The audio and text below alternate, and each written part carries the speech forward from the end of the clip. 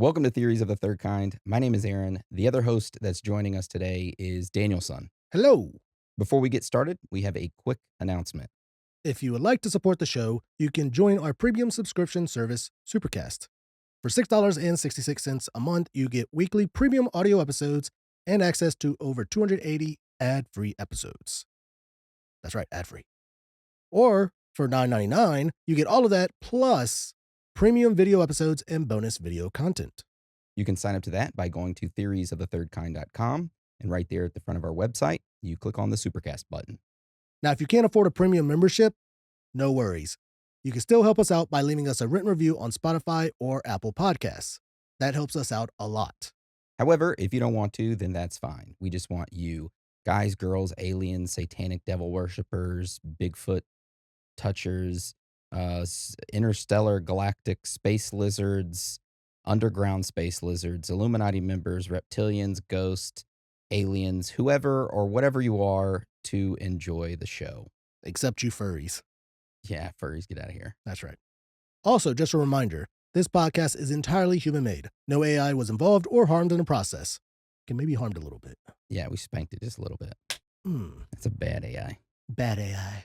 And that right there is the end of the announcements. All right. So before we get into today's episode, I got to give you all a little backstory. Earlier this week, I was looking over topic suggestions. Dan and I got multiple emails from individuals stating, hey, you guys should cover the Jonathan Gerlach case that's unfolding. And if you don't know about Jonathan, he is an individual that was arrested here recently. And that's because he stole a lot of corpses from a cemetery, 2 different cemeteries. And he was in possession of over 100 skulls. Multiple corpses were found in his basement, and some were even hung up. They even found an infant's corpse that was like only a month old. They also found a storage unit that belonged to him that had multiple corpses in it as well. Not only that, but he was taking the skulls and bones and even skin of these corpses and selling them online through Instagram. Through Instagram. Yeah, and he was charged with over 574 charges. That we know of. that we know of. And we were planning to cover that for this week's topic. However, upon our research, we stumbled upon some inconsistencies with the district attorney's statement, along with the sheriff's statement and the Pennsylvania criminal court docket and the arrest affidavit. We pulled all of that information, and there's multiple inconsistencies. So we decided to email the sheriff, the district attorney, and everyone involved to try and clear up the timeline itself of what happened and those inconsistencies with their statements and criminal filings. Because some say that he was arrested December 20th, and another person, like the district attorney, states he was arrested January 6th. So instead of us giving you incorrect information, we decided to wait and do the Jonathan Gerlach case later this month because he has his first hearing January 21st or 20th or something like that. Definitely can't be the 19th, because you know what day that is. I don't know what January 19th is. What day is that? MLK. Oh, is that MLK's Day? Oh, is that a holiday? Think so. I think it's a federal holiday, ain't it? Yeah, it's a federal holiday. Wow. Only way I knew that because I actually Black rights. I looked at the calendar earlier and it told me. Civil rights. I'm all for it, you know? Sorry I didn't know that. But Is it right or left? I don't know if that even matters. That's how ignorant I am when it comes to that. I mean, Yeah. But regardless, January 20th, he has an upcoming hearing for his case, and we'll probably cover Jonathan Gerlach after that. So while we wait for the email response back from the sheriff, the district attorney, and all that stuff, and the criminal proceedings, we decided to choose a different topic for this week.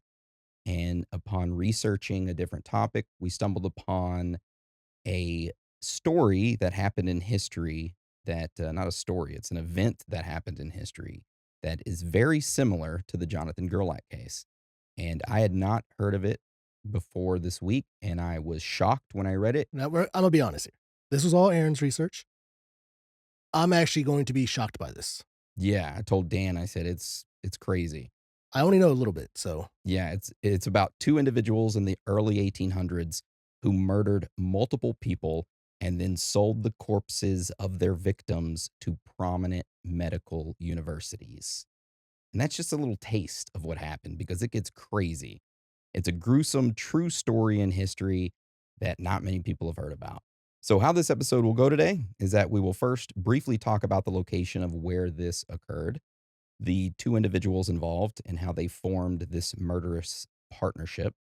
Then we will get into a timeline of their murders, what they did to each victim, and we'll give you a little heads up before we get into the gruesome details.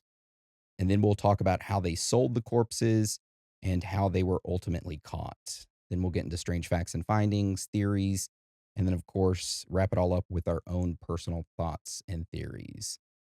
So, with that being said, are you ready to get into today's episode, Dan? I am actually very excited to get into this. All right. Well, let's hop into it. All right, so our entire episode takes place in Edinburgh, Scotland, in the early 1800s. Now, during this time period, everyone was obsessed with anatomy and surgical science. All those smart-ass doctors were trying to figure out the human body and how it works. How does this muscle get so hard, but it's a bone? Also, at this time, Edinburgh's medical schools were among the best in Europe. Due to this, an assload of students from all over the world would go there to study anatomy. Now, in order for the professors at the medical schools there in Edinburgh to teach anatomy, they needed a supply of fresh human corpses to dissect. However, at the time, Scottish law strictly limited the bodies that could be used for science. Typically, only executed criminals, suicides, or orphans who had died and had no families, oh, that's fucked up. Only their bodies could be used for science, aka taken by professors and dissected to help teach anatomy to students. This led to a chronic shortage of cadavers for medical study. And due to this, an underground market emerged. People would go into graveyards at nighttime and dig up fresh graves to steal the bodies and sell them to anatomy professors. By the 1820s, this was happening so much that families in Edinburgh began hiring guards and even built watchtowers in cemeteries. However, the stealing of fresh corpses and selling them continued. This was mainly due to medical schools paying large amounts of money for each corpse, around £8 to £10, which is a huge amount of money in those days. So, in this town of Edinburgh lived two individuals that play a huge role in today's episode: William Burke and William Hare. Now, William Burke was born in 1792 in Northern Ireland. He was raised in a middle class family and had a comfortable upbringing, but he was kind of a piece of shit. He got a job as a laborer, ended up marrying a woman from a nearby city, and they had two children together. However, in 1818, Burke abandoned his wife and two children and moved to Scotland. There in Edinburgh, Burke worked as a laborer, and during this time, he met a woman named Helen McDougall, who would become his common law wife. Now, in November of 1827, Burke and Helen decided to move closer to the city of Edinburgh, settling down in a cheap district known as Tanner's Close. All right, so we're going to shift gears real quick and talk about William Hare. Now, just like Burke, William Hare was born in Ireland in the late 1700s and worked as a laborer. Then, in the 1820s, Hare moved to Scotland looking for work. Eventually, Hare moved to Edinburgh and moved into a boarding house in Tanner's Close, which was run by a man named Logue and his wife Margaret Laird. Then in 1826, the owner of the boarding house, Logue, he ended up passing away. Shortly after that, Margaret Laird and Hare began dating and continued running the lodging house together. Now, it was only 1 year later, in the year 1827, when the paths of these two Irishmen, Burke and Hare, would cross one another. During the summer of 1827, Burke and his partner Helen, they left Edinburgh briefly to go work the harvest in a nearby village. Now, at that same time, Hare had also gone to that local village to work as well. The two men met each other and became friends. Later that year, when Burke and Helen returned to Edinburgh looking for a place to stay, Hare invited them to stay at his place in Tanner's Close, in which they accepted. So by the late 1827, both couples, Burke with Helen and Hare with Margaret, were all four living under the same roof in the Hare boarding house. Now, the four of them were known to drink heavily and fight with each other. Also, they didn't have much money and they catered to poor clientele, basically renting out their rooms to poor people in the area. However, Burke and Hare would soon stumble into a far more sinister way to make money. So this all started on November 29th, 1827. An elderly man named Old Donald had been living in Hare's boarding house for some time and ended up passing away from natural causes. Now, like we mentioned earlier, even though Hare owned that boarding house and would collect rent from people staying there, he still didn't have much money. Also, old Donald was behind on rent whenever he passed away, around £4 behind. Hare was pissed off since he couldn't collect the owed rent from Donald since he was dead. However, he came up with a plan. Instead of properly burying him, Hare decided to sell Old Donald's body to anatomy professors at a local medical school. Hare ended up going to Burke and asking for his help with this plan. Together, they brainstormed an idea that worked perfectly. Before the funeral, they removed old Donald's body from its coffin.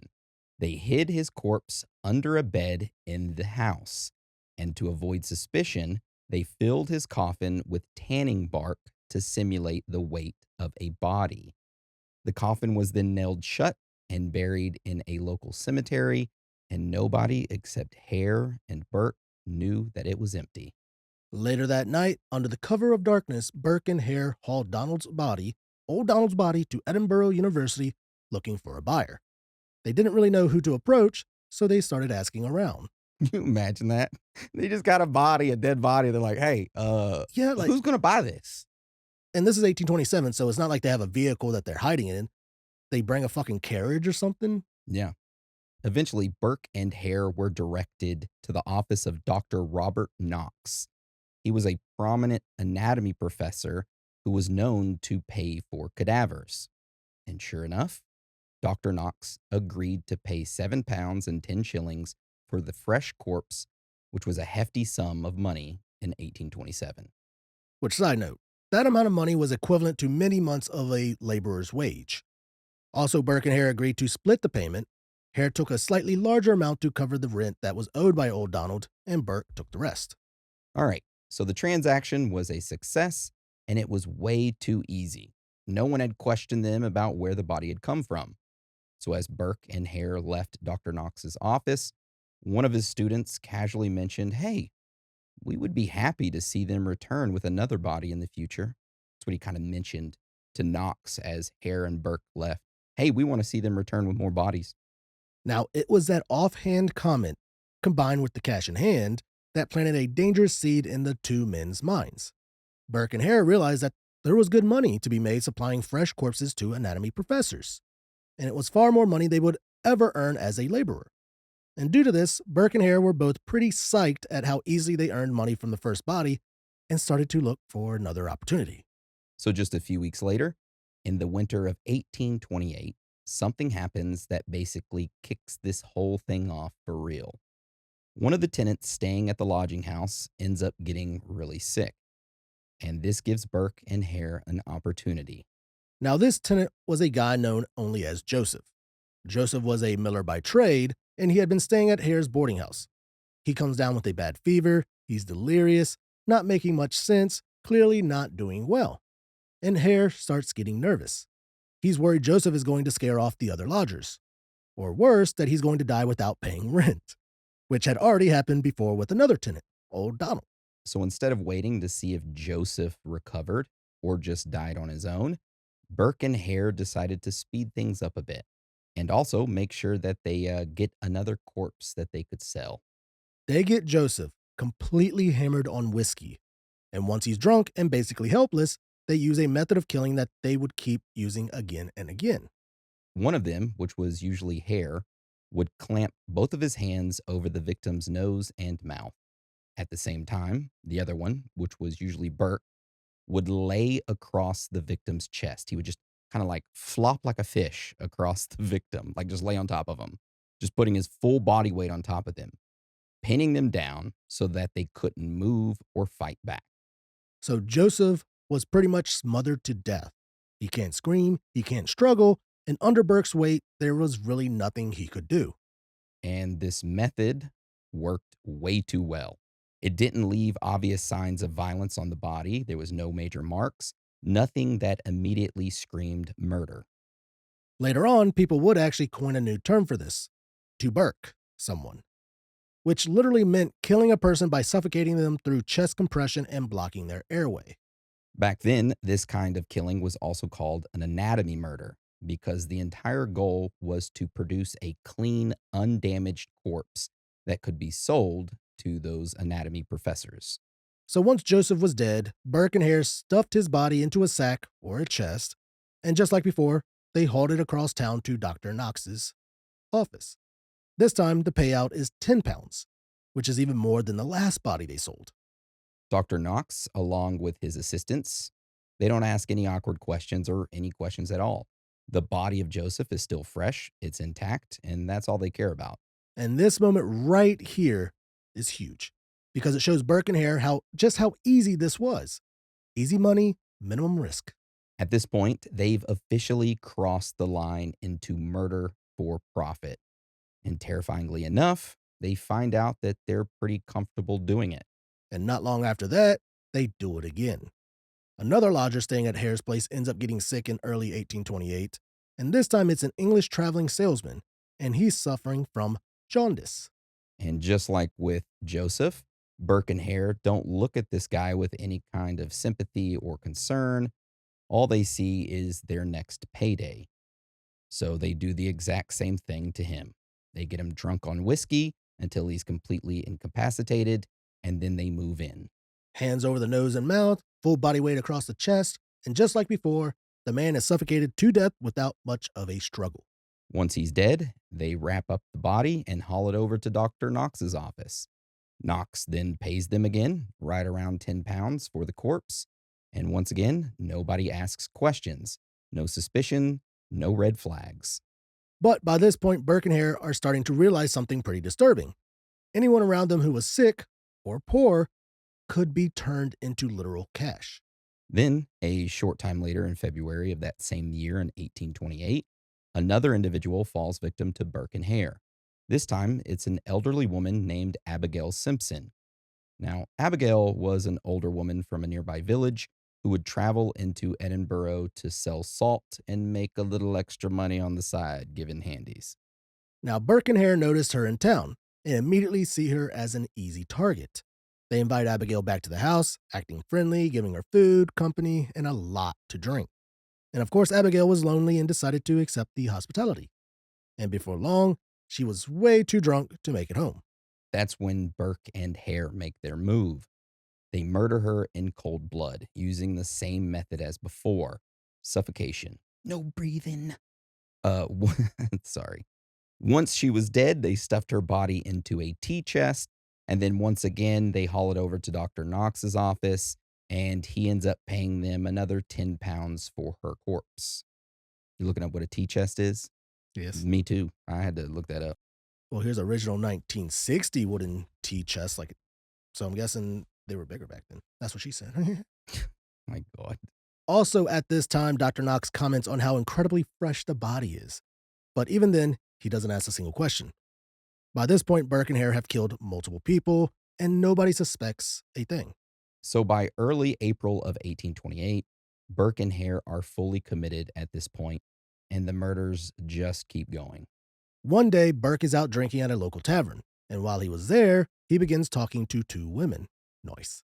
Their names are Mary Patterson and Janet Brown. Both women were local sex workers. Ah, I see how you did that. Politically correct. Yeah. They were prostitutes. They're throwing out their beavers.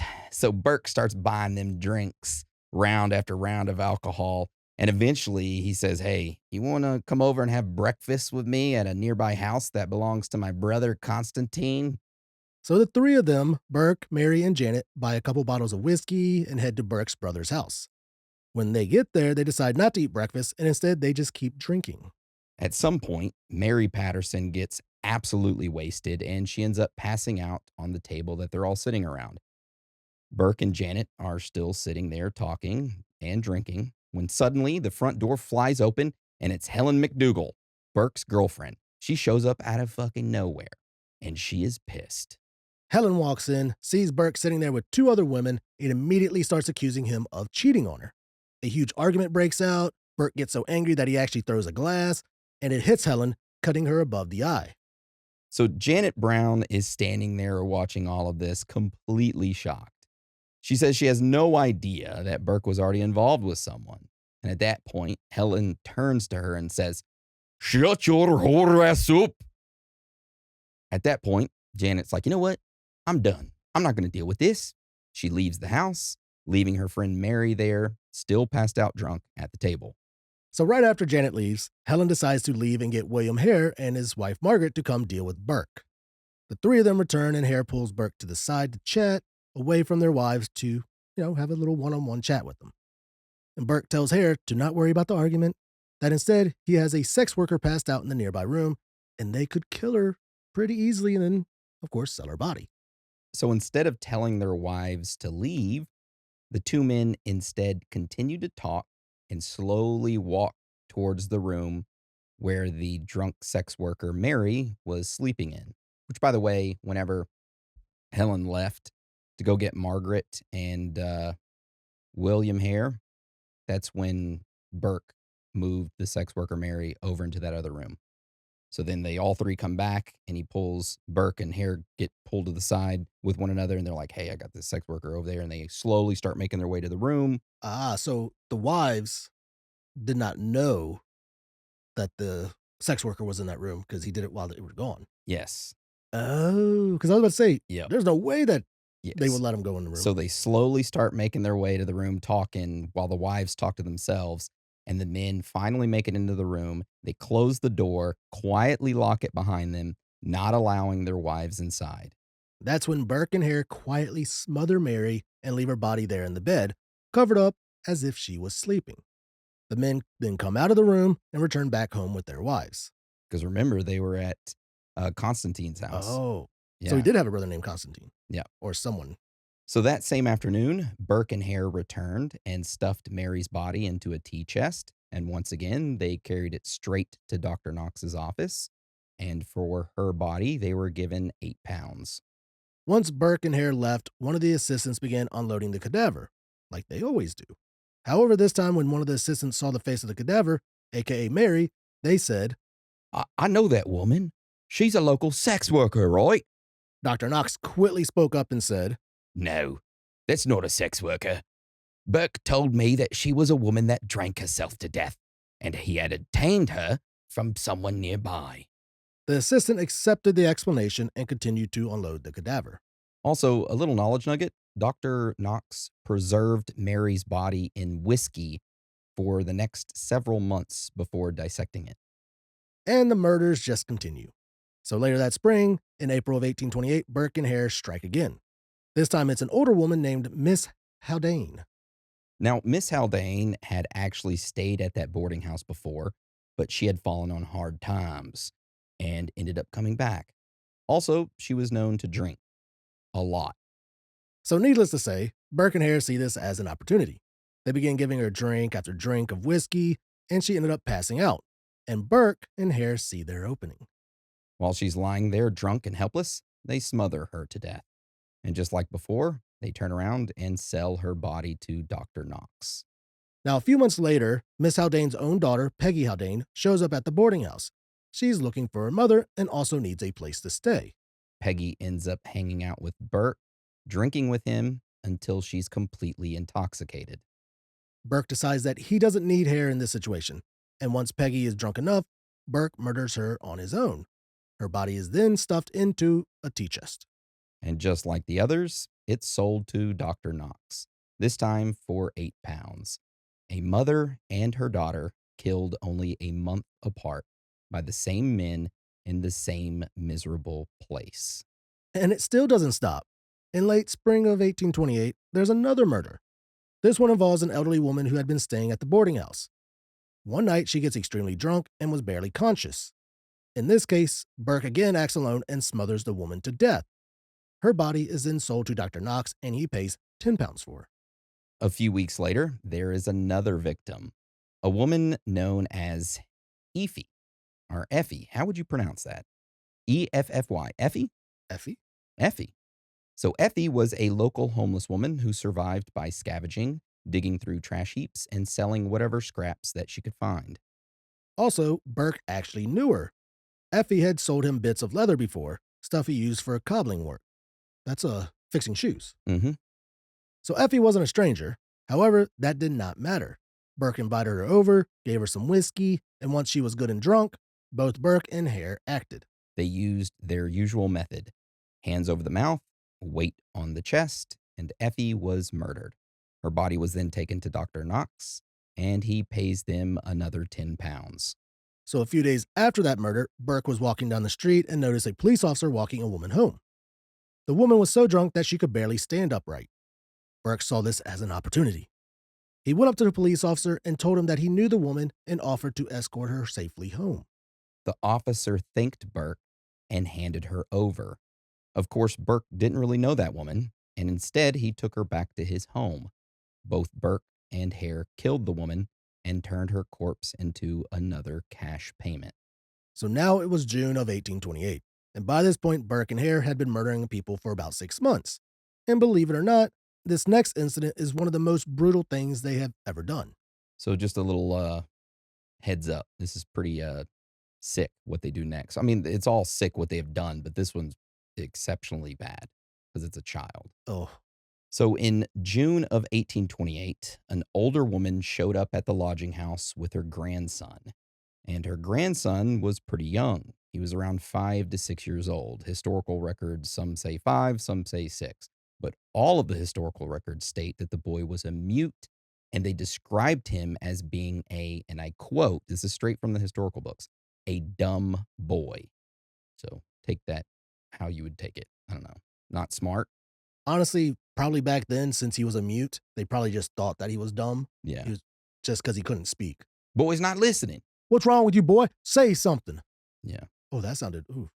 Now, the older woman and her grandson were just passing through the area and were looking for shelter.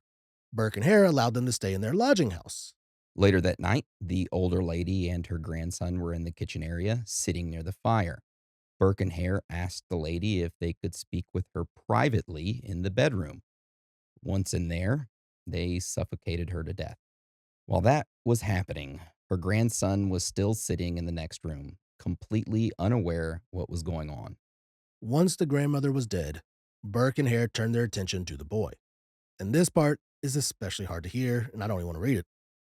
But they carried the child into the bedroom, and they kill him the exact same way they killed everyone else. And a little side note, Burke would later admit that this murder bothered him more than any of the others.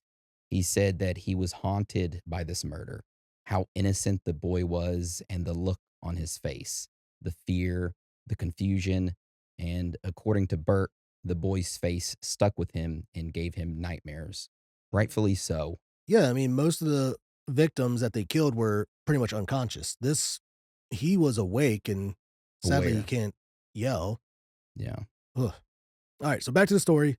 Burke and Hare just killed 2 people at once, and this created a problem for them. Their usual tea chest was not big enough for 2 bodies. So instead, they force both corpses into a large herring barrel, which herring is a fish, like sardines or whatever. They load the barrel onto a cart and hook Hare's horse onto the cart, and Hare's horse begins hauling it towards Dr. Knox's office. However, a little over halfway, the horse just decides to stop and refuses to go any further. Hare gets super pissed off and begins screaming at his horse, but the horse doesn't move at all. Eventually, they have to hire someone with a hand cart to drag the barrel the rest of the way to Dr. Knox's office. They manage to deliver the bodies and get paid £8 for each one, which it became £16 total. A little knowledge nugget for you.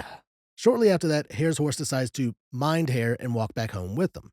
Once they get back, Hare goes into his house, gets his gun, walks out into the yard, and shoots the horse right in the head, killing it.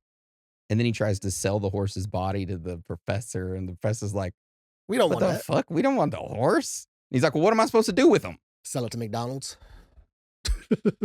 All right, so we're going to fast forward a couple weeks to late June of 1828. Around this time, things between Burke and Hare start to become uneasy. On June 24th, Burke and Helen McDougall leave Edinburgh for a short trip to visit Helen's family. Before leaving, Burke already knows Hare is basically broke. Hare had pawned some of his own clothes just to get cash. Due to this, Burke has a bad feeling. He knows that if Hare gets desperate enough, he might not be able to resist murdering someone without him while he is gone, which Burke has done that twice already on his own. So I don't know why he got pissed at Hare. And sure enough, that's exactly what happens. When Burke and Helen get back from their trip, they notice something right away. Hare suddenly has new clothes, and he's got a shit ton of money on him. Burke then confronts Hare. He asks him if he sold a body while he was gone. Hare denies it, but Burke doesn't buy it. So Burke goes straight to the source. He goes to Dr. Knox and asks him directly if Hare has brought in any corpses recently. And of course, Dr. Knock confirms it. Hare had delivered the body of another woman, and he was paid £8 for it. And that's when everything explodes. Burke feels cheated, cut out of his share, and probably betrayed on top of that. So the argument between Burke and Hare turns physical. They start fist fighting each other. Clothes get torn off, the brand new clothes that Hare bought. And they are butt naked, fist fighting one another, looking deeply into each other's eyes. Yeah. Eventually, they start rolling around and then they both get exhausted and just stop. But after that fight, the partnership looks like it's over with. Burke and Helen pack up and they move out. They go stay with one of Burke's relatives, a cousin named Brogan, on a nearby street. So that it's not like they moved real far away. It's just a couple streets over. So they just relocated, pretty much. Yeah. For a brief moment, it actually looks like this might be the end of it. Like greed and mistrust finally blew the whole thing apart. But of course, it doesn't end there. The lure of easy money is just too strong, and the grim bond they share from all those crimes pulls them right back together. That split doesn't last long at all. By the autumn of 1828, Burke and Hare were working together again, back to business, like nothing had ever happened. So once they patch things up, they don't waste any time. Burke and Hare jump right back into the routine. In late September or early October of 1828, another opportunity dropped right into their lap. A woman named Miss Ostler comes by Burke's lodging, and she's a washwoman, basically there to do the laundry for the tenants. And just like so many others before her, she never sees it coming. Burke and Hare get her drunk on whiskey, and then they murder her. Same method, same pattern. That very same afternoon, they carried her body straight to Dr. Knox's office, and they get paid £8 for her. About a week or two later, a woman named Anne McDougall comes to Edinburgh from the countryside. She's visiting the city, and she's staying with Burke and Helen. Now, Anne McDougall was related to Helen McDougall. However, that didn't matter. After Anne had been staying with them for a few days, Burke and Hare, they're like, man, this bitch is annoying. That's what they said. And they decided that, hey, she's just another opportunity, just another body that they can turn into money. So, of course, the two of them get her drunk. Then they murder her. No hesitation. Doesn't care that it's Helen's relative. Same Burking method as always, and Dr. Knock pays them £10 for her corpse.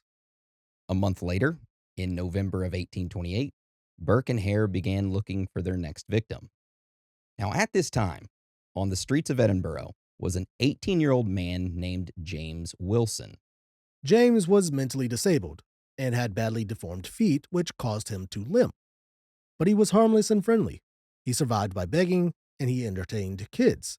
And despite his condition, he was actually well liked. People knew him by name. Around this time, Hare runs into James on the street and invites him back to the lodging house, promising him whiskey. Once James was inside, Hare sends his wife Margaret out to go get Burke. He wants both of them there for this one. So at this point, the wives still have no idea how they're making money. They kind of got an idea, but they don't ask questions. They don't get involved until a little later. Gotcha. So, of course, the two of them lead James into a bedroom, and they lock the door. But James doesn't go down like the others. For one thing, he doesn't like alcohol that much, so he didn't drink the whiskey. He prefers snuff, powdered tobacco. So he's not nearly as drunk as they want him to be. And the moment they attack him, James realizes something is very wrong. He fights back. A real struggle breaks out. They're like, damn, he's got retard strength. That's what I was just thinking. I mean, it's a true thing. Yeah. So James is stronger than they expected. At one point, he nearly overpowers both of them. But in the end, the two grown men are too much for him. Together, Burke and Hare subdue him, and they suffocate him the same way they've done to all the others. After James was dead, They strip his body. They even steal what little he had. Burke takes James' snuff box. Hare takes his snuff spoon. The next day, they take James's body to Dr. Knox.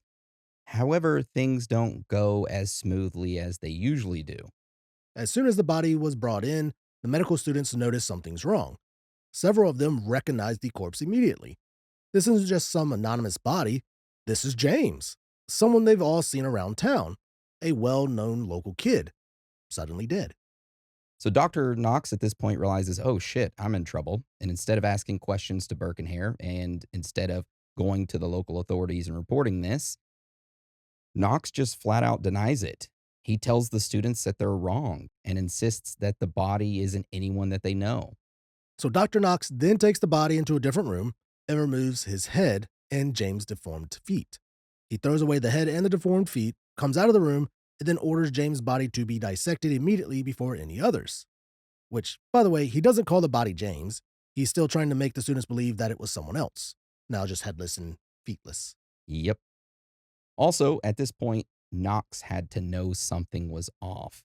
He had to at least suspect that these bodies from Hare and Burke were not coming from legitimate ethical sources. However, Knox still says nothing. He never reported it to the police, and he continues to pay Burke and Hare for these bodies. All right, now we get to our last victim, a middle aged woman named Margaret Docherty. She was Irish, just like Burke and Hare, and in a strange coincidence, she shared the same last name as Burke's mother. So it was Halloween night, October 31st, 1828. Burke ends up meeting Margaret Docherty, and they begin chatting. Burke plays up the Irish connection and tells her, hey, my mother was a Docherty too, so maybe we're from the same part of Ireland. And I'm sure he said it with his Irish accent. And this little like Ireland connection and Irish connection, it instantly creates trust with one another, between Margaret and, Burke. Burke invites her to come stay with him. He tells her that she can lodge at his place and meet his family. And Margaret agrees. So Burke brings her back to his place, which now he's staying with his cousin Brogan. And this time, Burke and Hare plan things carefully. Now, at this time, there are other lodgers staying there at Brogan's house, a married couple named James and Anne Gray, a different James, one that had his head and feet still. And, of course, they're a problem. So Burke approaches the Grays and he's like, hey, I will pay y'all to stay the night over at Hare's house instead. He tells them he needs the room because of, a relative is visiting. So the Grays agree, and once they're gone, the stage is set. That night, Burke, Hare, their wives Helen and Margaret Docherty all sit around drinking together. It turns out into a pretty wild party, and at one point, Burke and Hare get into a drunken argument, which, of course, with them, escalates into a brief fist fight, completely naked. But they calm down and make up after kissing. At one point throughout the night, the Grays briefly stop by to grab some clothes that they had left behind. And when they walk in, they see everyone singing, dancing, drunk, having a good time, and everything looks normal. So the Grays leave again for the night. And then later that night, Burke and Hare finally make their move. The Grays were gone, Margaret Docherty was super drunk, and there were no witnesses. So they overpower her. It was the same routine as always. One man covers her nose and mouth, the other lays on top of her, and Margaret Docherty is suffocated to death. And at this point, it was super late, and Burke and Hare were pretty tired. I mean, yeah, they just murdered somebody. I'd be tired too, probably. Yeah. So they decided to lay her body at the foot of the bed, cover it with a pile of straw, and deal with it in the morning. Early that next morning, on November 1st, James and Anne Gray return. And as they walk into the home, Burke and Helen jump out of bed because they were still asleep. And they run into the living room and begin acting nervous. The Grays ask where Miss Docherty was, and they say that she had left and they just missed her. The Grays thought this was odd because everyone was sleeping whenever they came in.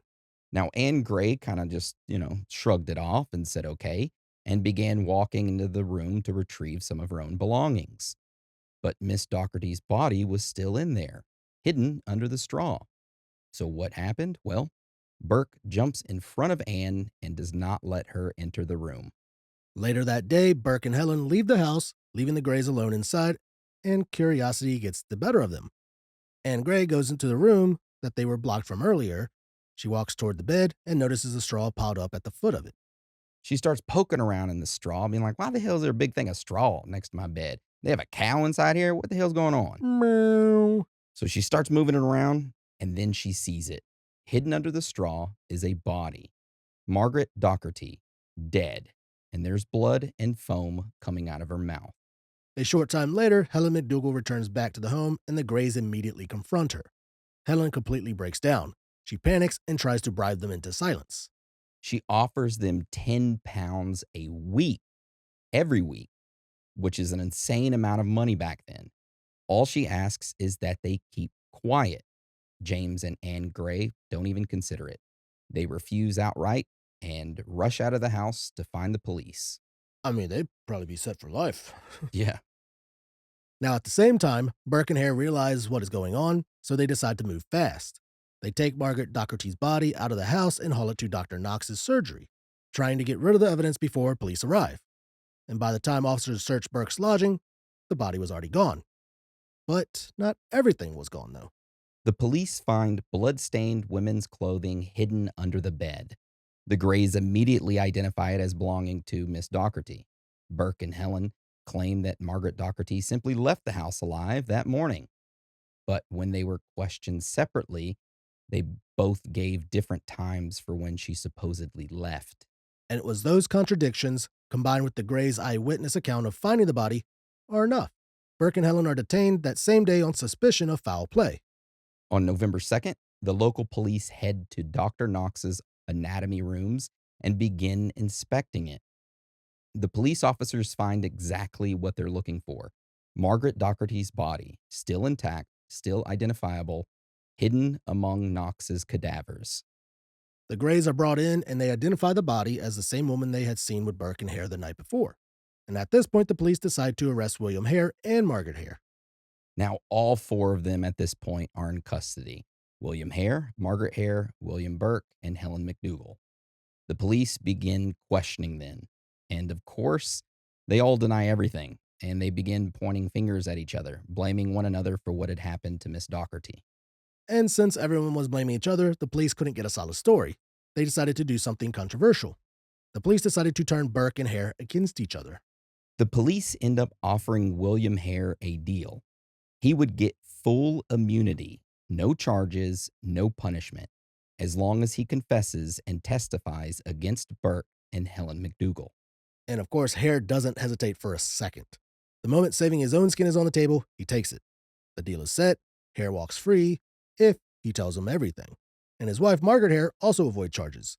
She's considered covered by the same deal since she's testifying as a witness. In late November of 1828, William Hare gives a full statement to police. He signs a confession, and what he admits is shocking. Not just to the murder of Margaret Docherty, but a total of 16 murders committed by him and Burke over the past year. Hare's confession lines up with them almost perfectly with some of the stories that had already started circulating in the newspapers about people in the area going missing. So, armed with Hare's testimony, prosecutors move fast. William Burke is formally charged with murder, and Helen McDougal is charged as well. Now, Dr. Robert Knox is not charged. Technically, he hadn't broken any laws. Buying bodies wasn't illegal at the time. And Hare's testimony didn't directly accuse Knox of ordering or encouraging the murders. Burke even goes out of his way to say Knox didn't know where the bodies even came from.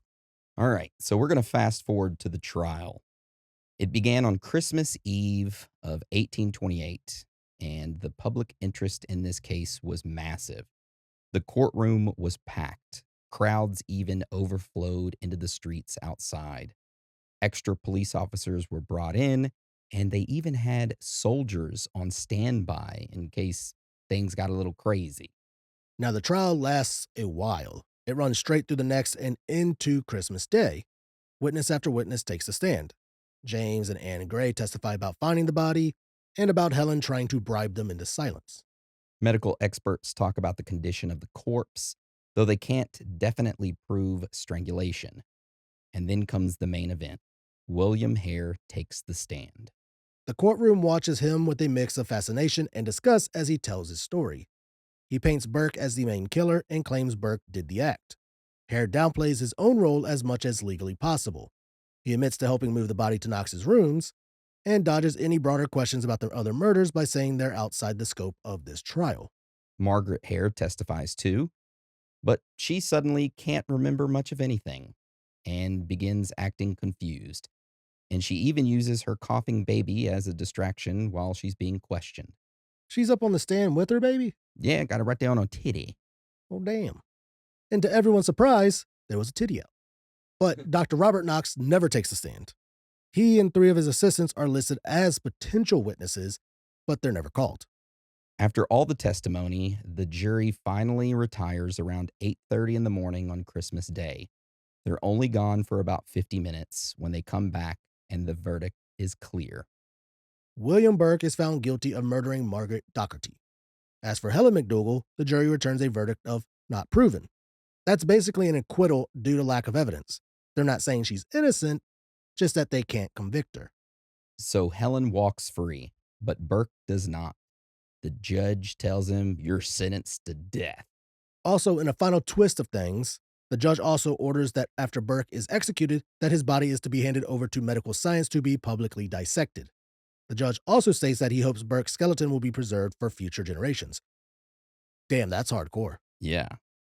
So less than a month later, on the morning of January 28th, 1829, Burke was taken out to the Lawn Market area of Edinburgh and publicly executed by hanging. Now, the turnout to this was massive. There were around 20,000 to 25,000 people there. Basically, half the friggin' city showed up to watch him die. Now, when Burke was hung, the entire crowd cheered. And shortly after that, his body is handed over for dissection. A few days later, on February 1st, 1829, Professor Alexander Munro, an anatomy professor at Edinburgh University, performs a public dissection of William Burke's body in the Anatomy Theatre. And once again, everyone wanted to watch. Only a limited number of tickets were issued, and when they ran out, hundreds of people still showed up anyway, trying to catch a glimpse of the action. Things get so out of hand that it nearly turns into a riot. Eventually, authorities let the crowd pretty much get into a line, and then after the dissection, the people then are able to walk through and look at Burke's remains with their own eyes. So they get into a formal line, and then they all walk through. I understand the hanging and giving his body for dissection. I don't think I'm going to go see a fucking. They had nothing else to do. So weird. What's even weirder is that during the procedure, Professor Munro makes a dramatic, almost theatrical gesture. He dips his quill pen into Burke's blood and he writes a sentence. This is written with the blood of William Burke, who was hanged at Edinburgh. Now, after the dissection, Burke's entire body and skeleton is preserved and turned into an exhibit. And to this day, his skeleton is still on display at the Anatomical Museum of the Edinburgh Medical School. And here's a photograph of it right here for you to take a look at. Yeah, it's a missing teeth. Yeah. Got a little line up on his skull. His collarbone's a little weird. Yeah. He's pretty fucked up. Little bit. So that right there is the story of Burke and Hare, the serial killers who sold bodies to science. However, just like every week, our episode does not stop there because now we are going to get into the strange facts and findings that we uncovered while researching this episode. So our first strange fact and finding is about what happened to some of the people involved in this story. Now, the first person we're going to talk about is William Hare and what happened to him. So like we mentioned earlier, William Hare was granted immunity for snitching. He was released from jail in February of 1829, and as soon as Hare was let out, a lynching mob tried to get a hold of him. So he was pulled back into the jail, away from the mob. The police then formed a place to help Hare escape. They disguised him and tried to sneak him out of Edinburgh on a coach heading west. However, he was recognized by a fellow passenger and word spread. When the coach stopped at the next town, an angry crowd quickly gathered. The mob was not going to allow Hare to pass through peacefully. They threw stones at him as he ran towards a nearby hotel inn. The crowd then smashed the windows of the hotel inn and began chanting in the street for vengeance. Again, the police had to step in to save Hare's life. Late that night, the sheriff's guard escorted Hare out of that town, and after they got a few miles away from the town, Hare was told that he was on his own and to keep going towards the English border and never come back.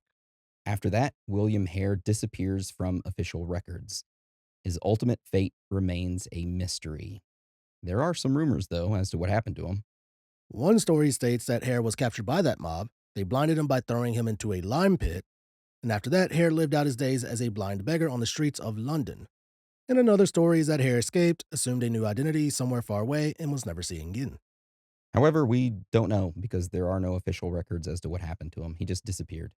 So the next person that we're going to talk about is William Hare's common law wife, Margaret Hare, and what happened to her. So Margaret was released from prison in January of 1829, and she immediately began heading back to Ireland. During her travels, she stopped at a small town to get some supplies and was recognized by the locals there. The people began attacking her, and a large mob formed, all of them surrounding her and punching her. Eventually, the police stepped in and saved her. Margaret was then placed on a ship to Belfast, and once she arrived in Ireland, she disappeared from historical records completely. And many assume that she got a new identity, but there are no historical records. She just vanishes as well. I feel like back then, probably people in Ireland were just like, we don't want you around with the way you did shit. Yeah. They probably took care of her herself. Dude, the mobs back then, you're going to see they get crazy. All right, so let's talk about our next person, Helen McDougall. Now, Helen was the wife of Burke, and she was also charged with the murders. However, like we previously mentioned, the jury didn't convict her due to the lack of evidence, and she was actually able to walk free. So the day after the trial, Helen was walking down the streets and an angry mob confronted her. They surrounded her and began yelling at her, threatening her life, saying, "We're going to kill you." And at one point, they all began shouting together, "Guilty, guilty." Guilty. She was eventually able to break free from the mob and ran into a nearby police station. While there, the mob surrounded the station and demanded justice. Later that night, the police put Helen in a disguise, sneaking her out of the police station, and she left the town of Edinburgh. After that, she vanished from public records. Yep, pretty common. Seems pretty common. All right, so let's talk about our next person, Dr. Robert Knox, the medical professor who purchased all those bodies. And like we mentioned earlier, Dr. Knox was never charged with any crimes. In February of 1829, a mob gathered outside of Dr. Knox's home and burned an effigy. Knox maintained his silence, though, and never publicly apologized or admitted any guilt.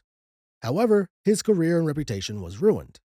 Many people saw him as the instigator in all of it, the doctor who created the market that fueled Burke and Hare's killings. Also, many cartoonists in the local newspapers drew Knox, depicting him as a ghoulish figure, kind of like pulling the strings behind everything. Eventually, the Royal College of Surgeons formed a committee to investigate whether Dr. Knox was involved in the Burke and Hare crimes. The committee concluded that there was no evidence Knox had directly participated in or encouraged the murders. It didn't matter, though. His reputation was already ruined. Over the next few years, Knox was shunned by many of his peers and pushed out of Edinburgh's scientific circles. By 1833, Knox left Edinburgh and went to London to continue working. He held lectures and tried to rebuild his career, but ultimately it failed. He died in 1862 with the Burke and Hare scandal forever attached to his legacy. I mean, Kind of deserves it. he kind of deserves it. He kind of deserved more. Yeah, but he was able to escape everything, and he was the one basically saying, "Hey, I need this, I need this." I mean, technically, if he was buying it, that means that he was encouraging it. I'm pretty sure if I buy stolen goods, You'll I'm get charged. Yeah, you're charged with Pretty much purchasing stolen goods, mhm, even if you don't know that they're stolen. which is kinda fucked up. What It's if you go fucked on up. Facebook Marketplace and buy something? You could probably get charged. Damn. Alright, so let's talk about our next strange fact and finding, which is called the London Burkers. So in 1829, just a few months after Burke's execution, a similar case in London came up. Individuals copied Burke and Hare's method, and they were called the London Burkers. So it all started with an individual named John Bishop. Now, Bishop was poor and lived in the slums in an overcrowded maze of shacks, crime, and poverty. And Bishop had experience digging up bodies from grave sites and selling them. So he had some knowledge of the anatomy trade, and knew the prices. However, cemeteries began hiring guards and families were watching over the graves of their loved ones, so grave robbing was getting riskier. However, Bishop learned about Burke and Hare and decided that their method of killing people and selling their bodies was the way to go.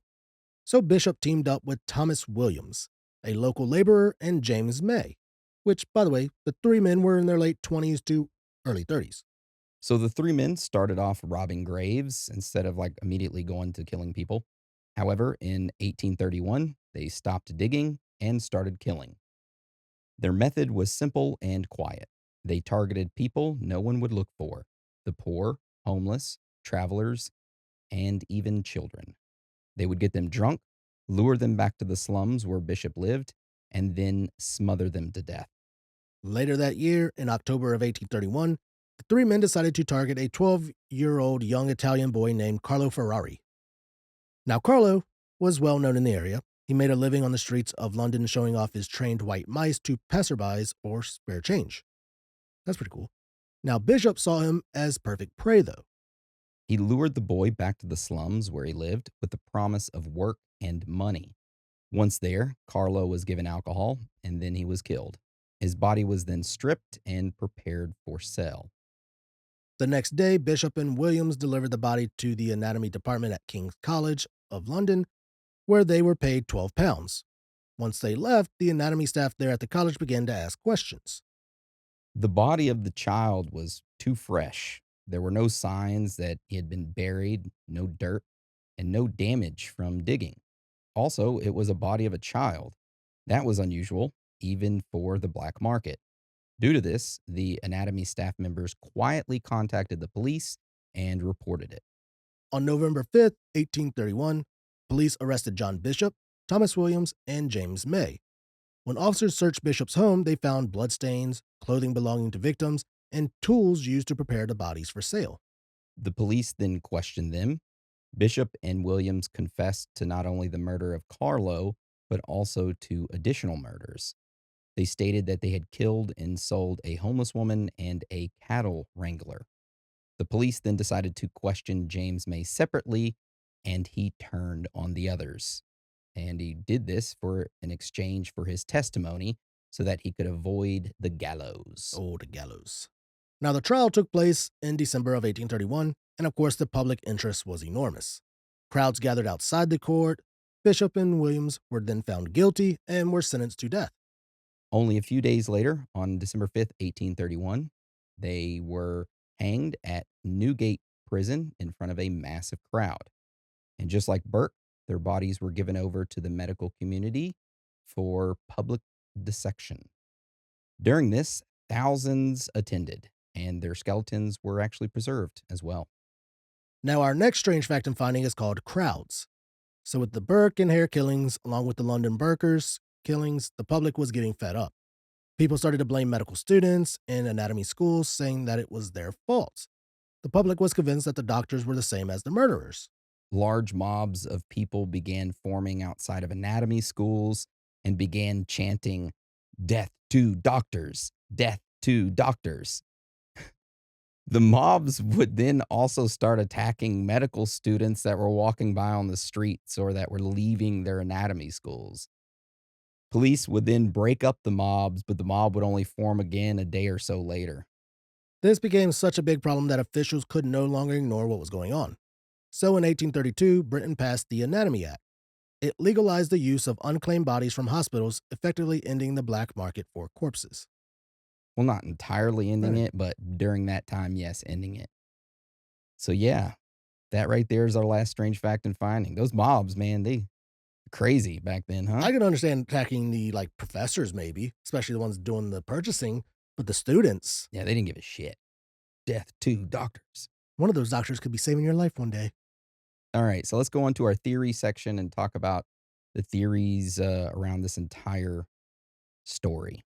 All right, so our first theory is called network. This theory states that Burke and Hare were part of a network. They weren't just two individuals doing the killings by themselves. They had other suppliers, middlemen, and possibly landlords or tavern owners that had helped identify victims, dispose of evidence, or arrange delivery of bodies. In short, these two men, Burke and Hare, couldn't sustain a body supply alone, and they were actually a small part of a giant network of body suppliers. Now, many people point to the following facts to support this theory: that the amount of bodies that they delivered over time in that short period was a lot, the logistics required for planning and coordination, that there were no investigation into accomplices, and that there was silence from nearby neighbors and the locals in that area. And they say all of that points to the fact that Burke and Hare were just a part of a larger network of people that got bodies and sold them off, and they were just the scapegoats. I can see them being a part of a larger network because, of course, the doctor is not going to just buy from one supplier. He Yeah. probably has multiple suppliers. Mhm. Our next theory kinda is the same thing, but a little different. So our next theory is called Fall Guys. This theory states that William Burke and William Hare were not the masterminds at all. Instead, they were expendable criminals used to take the blame for a much larger, more powerful operation. The real people behind the murders were those who financially benefited the most: medical schools, the system that desperately needed fresh bodies. In other words, Burke and Hare were caught, punished, and publicly condemned so that the larger anatomy trade could continue without scrutiny. Many people point to the following facts to support this theory. Burke and Hare were low level, poor men with no social power, making them perfect scapegoats. The demand for bodies didn't stop after their execution, it actually continued. Doctors who bought the bodies were never seriously punished. Burke was executed, but Hare walked free, suggesting uneven justice. The trials focused narrowly on the murders, not the buyers. Supporters believe the courts intentionally avoided exposing how deep the body trade really went. I could see that one. Yeah, because they didn't charge Burke for all the murders. They just charged him for the murder of 3. three of them. Yeah. So it's just like, you know what, we just have these three. We'll just go with this. Don't worry about the other ones. Yeah. Yeah, I could kind of see that. Alright, so the next theory we have is called police were complicit. This theory states that law enforcement either knew about the murders or actively ignored them.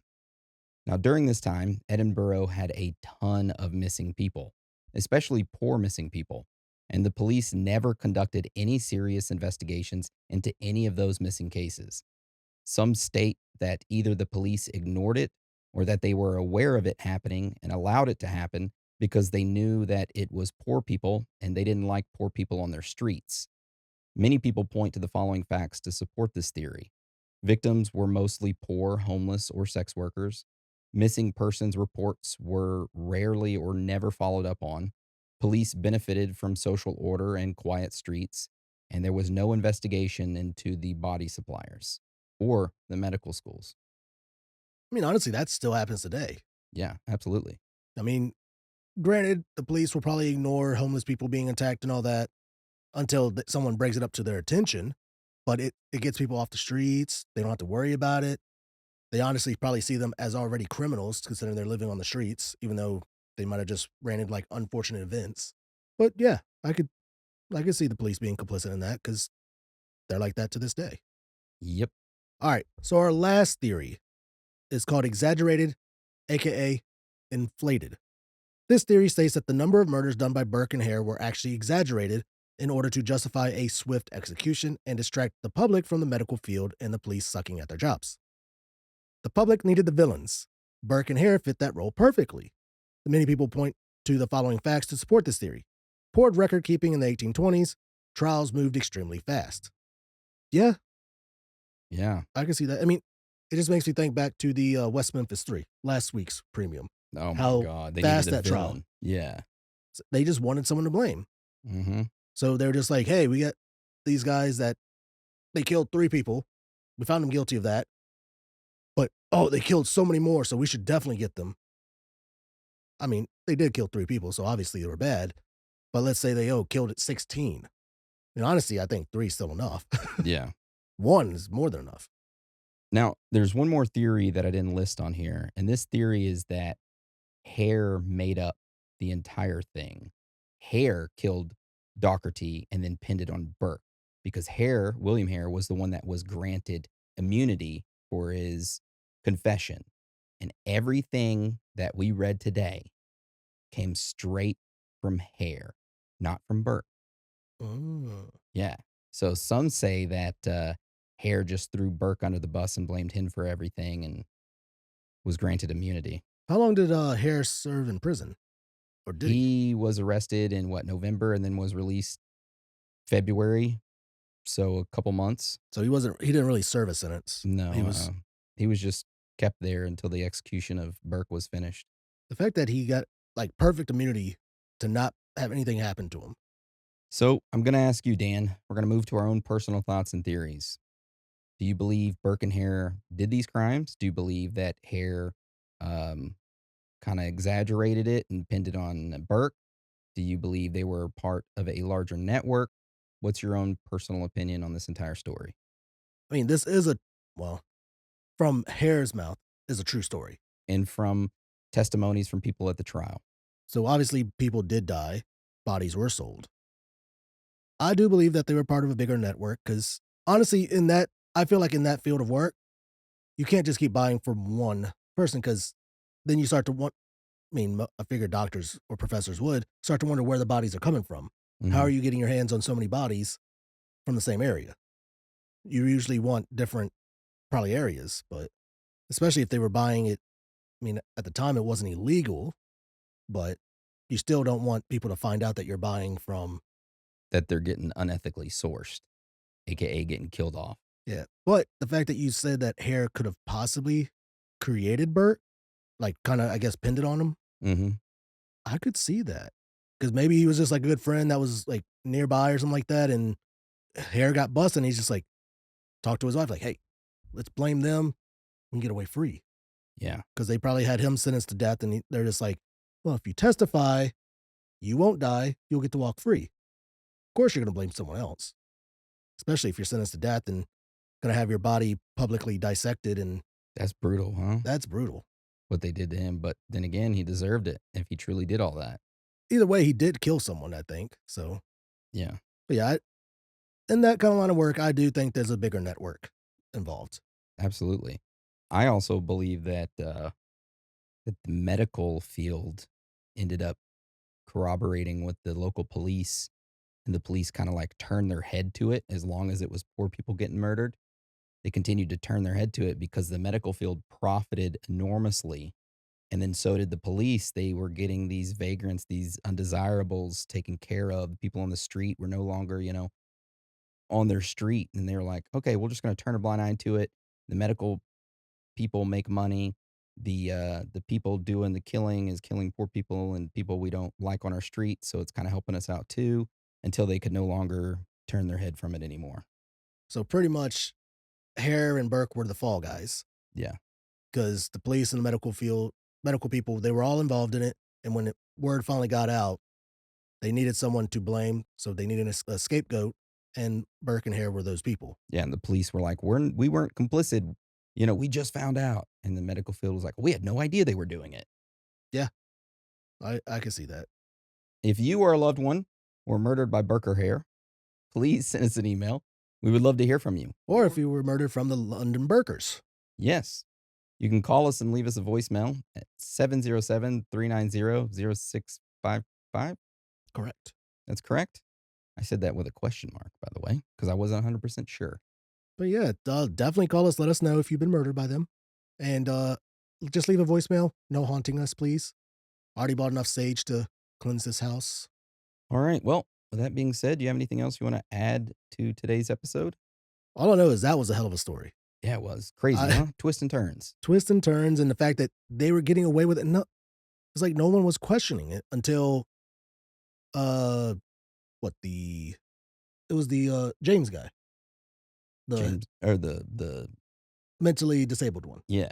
with the deformed feet and But I, mental. I think Dr. Knox should have been he was obviously complicit. He knew something was going on because he cut off that kid's feet and his head and hid it. So he knew something was going Oh, on. that's right, it was a kid. Yeah, yeah. Like uh, honestly, when he started just accepting the bodies, I would have been questioning it. But he's just like, we need the bodies. So I guess back then, as long as you don't know where they're coming from, you're kind of innocent. Yeah.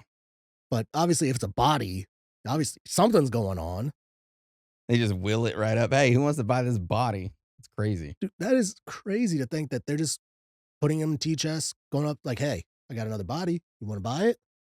Yeah, you know that the doctor looked at it. She's like, "This one's about 10 pounds. No, no, that one's 8. You know what? For the both of them, I'll give you 16. Mhm. That's a hell of a deal. But I won't buy any horses. Why you bring this horse up here? What am I gonna do with a horse?"